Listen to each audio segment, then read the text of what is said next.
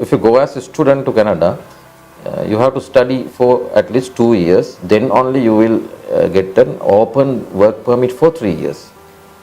Then within those 3 years, you have to show proper employment experience for at least 1 year to be eligible to apply for permanent resident visa while you are in Canada. So this takes basically, the application process for student visa might take about 6-7 months altogether, getting prepared and everything. Then you study for 2 years, and then again you have to find a job, and then you have to work for another 1 year. The whole thing could take about say 3.5 years, and after applying also you will have to wait for another 6 to 12 months.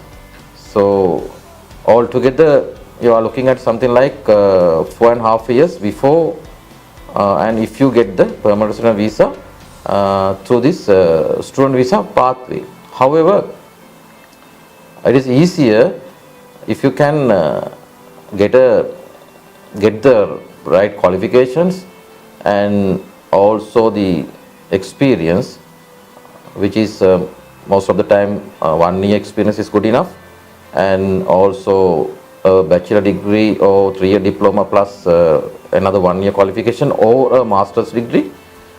With that, if you are below 35, actually you can enter Canada as a permanent resident.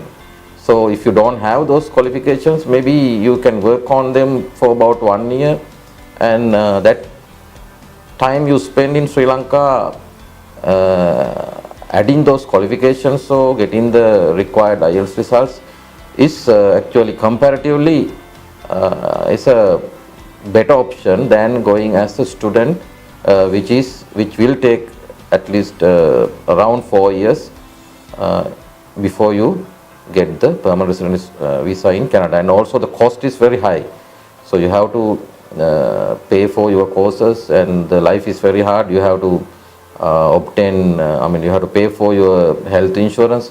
However, if you migrate as a permanent resident, health care and all the child benefits and everything is given by the government. Even you can study if you want to further your career as a permanent resident.